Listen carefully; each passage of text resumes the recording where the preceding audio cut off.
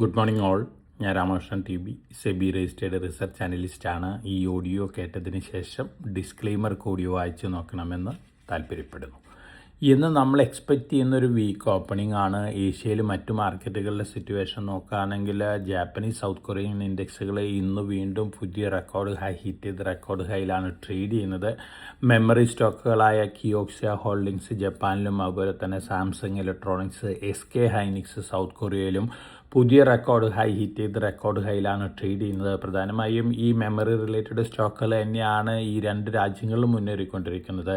ഇന്നലെ അമേരിക്കയിലത്തെ സിറ്റുവേഷൻ നോക്കുകയാണെങ്കിൽ എല്ലാ ഇൻഡെക്സുകളും ഇന്നലെ ബെറ്റർ ആയിട്ടാണ് ക്ലോസ് ചെയ്തിരിക്കുന്നത്. മാഗ്നിഫിസൻറ്റ് 7 കമ്പനികളെല്ലാം തന്നെ ബെറ്റർ ആയിരുന്നു. അതേസമയം മെമ്മറി സ്റ്റോക്കുകൾ വീണ്ടും ഇന്നലെ പുതിയ റെക്കോർഡ് ഹൈ ഹിറ്റ് ചെയ്ത് റെക്കോർഡ് ഹൈയിലാണ് ക്ലോസ് ചെയ്തിരിക്കുന്നത്. SanDisk, micron, Seagate technologies, western digital, ഒപ്പം ഇന്റൽ കോർപ്പറേഷൻ ആപ്പിളും ആയിട്ടുള്ളൊരു ജോയിൻറ്റ് വെഞ്ചറിൻ്റെ അടിസ്ഥാനത്തിൽ ഇന്റൽ കോർപ്പറേഷനും ഇന്നലെ പുതിയ റെക്കോർഡ് ഹൈ ഹിറ്റ് ചെയ്തിരിക്കുകയാണ്. $135.48 പെർ ഷെയറാണ് ഇന്നലെ ഹിറ്റ് ചെയ്തിട്ടുള്ള റെക്കോർഡ് ഹൈ. അതോടൊപ്പം തന്നെ AI ഇൻഫ്രാസ്ട്രക്ചർ കമ്പനികളായ അപ്ലൈഡ് മെറ്റീരിയൽസ് പുതിയ റെക്കോർഡ് ഹൈ ഹിറ്റ് ചെയ്ത് റെക്കോർഡ് ഹൈയിലാണ് ക്ലോസ് ചെയ്തിരിക്കുന്നത്. ലാം റിസർച്ച് പുതിയ റെക്കോർഡ് ഹൈ ഹിറ്റ് ചെയ്ത് റെക്കോർഡ് ഹൈയിലാണ് ക്ലോസ് ചെയ്തിരിക്കുന്നത്. KLA കോർപ്പറേഷൻ ബെറ്റർ ആയിട്ടാണ് ഇന്നലെ ക്ലോസ് ചെയ്തിരിക്കുന്നത്. പൊതുവെ ടെക്നോളജി സ്റ്റോക്കുകൾ തന്നെയാണ് ഇന്നലെ അമേരിക്കയിൽ ബെറ്റർ ആയിട്ട് ക്ലോസ് ചെയ്തിരിക്കുന്നത്. അതിൻ്റെ ഒരു ഇൻഡിക്കേഷൻ തന്നെയാണ് ഇന്ന് ജപ്പാനിലും സൗത്ത് കൊറിയയിലും മോർണിംഗിൽ കാണുന്നത്.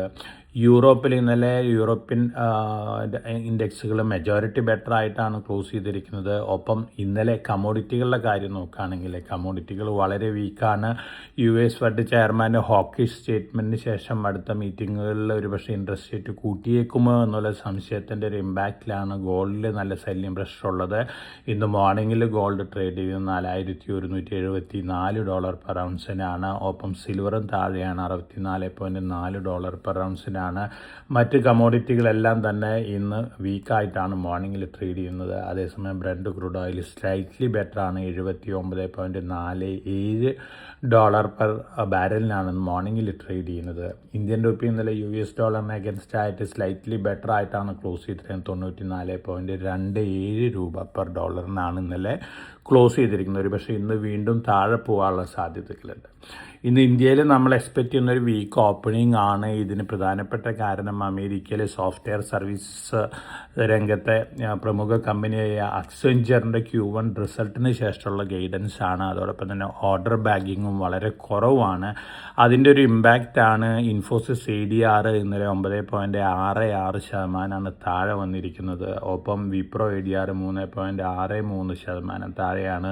പൊതുവെ സോഫ്റ്റ്വെയർ കമ്പനികളായിരിക്കും ഇന്നൊരു പക്ഷേ ഇന്ത്യയിൽ നല്ല രീതിയിൽ താഴെ പോകാൻ പോകുന്നത്. ഇത് തീർച്ചയായിട്ടും അക്സെഞ്ചറിൻ്റെ Q1 റിസൾട്ടും ഗൈഡൻസും തന്നെയാണ് ഇതിൻ്റെ പ്രധാനപ്പെട്ട കാരണം. ഈ ന്യൂസുകൾ മാറ്റി വെച്ച് കഴിഞ്ഞാൽ പൊതുവെ ഒരു ബെറ്റർ സെൻറ്റിമെൻ്റ് ആണ് മറ്റ് സെക്ടർ സ്റ്റോക്കുകളിലുള്ളത്. പക്ഷേ നമ്മുടെ ഇൻഡെക്സുകളിലെല്ലാം തന്നെ സോഫ്റ്റ്വെയർ സർവീസസ് രംഗത്തുള്ള ഇൻഫോസിസ് ഉണ്ട്, TCS ഉണ്ട്, ടെക് മഹീന്ദ്രയുണ്ട്, HCL ടെക് ഉണ്ട്. ഇത്തരത്തിലുള്ള കമ്പനികളുണ്ടാവുന്ന വീഴ്ച തീർച്ചയായിട്ടും ഇൻഡെക്സിനെ ഇമ്പാക്റ്റ് ചെയ്യാനുള്ള ചാൻസസ് ഉണ്ട്. ഇന്ന് റിലയൻസിൻ്റെ AGM ആണ്. റിലയൻസ് ജിയോ IPO സംബന്ധിച്ച് പല ന്യൂസുകളും വന്നേക്കാം. അതോടൊപ്പം തന്നെ ജൂൺ മാസത്തെ അഡ്വാൻസ് ഇൻകം ടാക്സ് പേയ്മെൻറ്റ് കഴിയുമ്പോൾ ഇന്ത്യയിൽ ഡയറക്റ്റ് നെറ്റ് കളക്ഷൻ വന്നിരിക്കുന്നത് 14.6% ബെറ്ററാണ്. കോർപ്പറേറ്റ് ടാക്സ് 16.01% ബെറ്ററാണ്. നോൺ കോർപ്പറേറ്റ് ടാക്സ് 12.73% ബെറ്ററാണ്. ഇത് പ്രതീക്ഷിച്ചേക്കാളും ബെറ്ററാണ്. Q1 റിസൾട്ടുകളും ബെറ്റർ ആയിരിക്കും എന്നുള്ള ഒരു ഇൻഡിക്കേഷനാണ് ഇതിൽ നിന്ന് ലഭിക്കുന്നത്. ബാറ്റ ഇന്ത്യ പുതിയ ഒരു ലീഡർഷിപ്പ് ചാർജ് എടുക്കുകയാണ്. സഞ്ജയ് എസ് റാവു എന്ന് പറയുന്ന ഒരു പ്രൊഫഷണലാണ് ചാർജ് എടുക്കുന്നത്. സഞ്ജയ് എസ് റാവു ഇപ്പോൾ നൈക്കി റീറ്റെയിലിൻ്റെ ഫ്രാൻസ്, ബെൽജിയം, നെതർലൻഡ്, ലക്സംബർഗ് റീജിയൻ്റെ ഹെഡാണ്. തീർച്ചയായിട്ടും ബാറ്റ ഇന്നലെ അറൗണ്ട് 17% ബെറ്റർ ആയിട്ടാണ് ക്ലോസ് ചെയ്തിരിക്കുന്നത്. വീണ്ടും ലോങ് റണ്ണിൽ ബെറ്റർ ആവാനുള്ള ചാൻസസ് ഉണ്ട്. ഇമ്മീഡിയറ്റ് ഗെയിനൊക്കെ ഓൾറെഡി ബാറ്റ ഇന്ത്യയിൽ കണ്ടു കഴിഞ്ഞിട്ടുണ്ട്. എന്നിരുന്നാലും ഒരു പോസിറ്റീവ് ബയാസോട് കൂടി ട്രേഡ് ചെയ്യാനാണ് ചാൻസസ് കൂടുതൽ.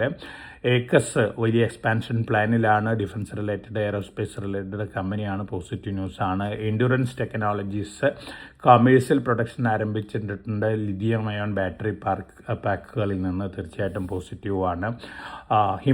ഹിമാദ്രി സ്പെഷ്യാലിറ്റി കെമിക്കൽസ് 20.47% ഒരു ഇൻ്റർനാഷണൽ ബാറ്ററി കമ്പനിയിൽ സ്റ്റേക്ക് അക്വയർ ചെയ്തിട്ടുണ്ട്.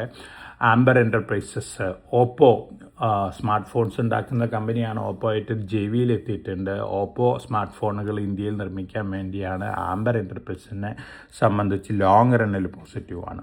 ഭാരത് ഫോർജ് അമേരിക്കയിലത്തെ AM ജനറൽ ആയിട്ടൊരു ടൈപ്പിൽ എത്തിയിട്ടുണ്ട്. മൗണ്ടഡ് ആർട്ടിലറി ഗണ്ണുകൾ ഉണ്ടാക്കാൻ വേണ്ടിയാണ്.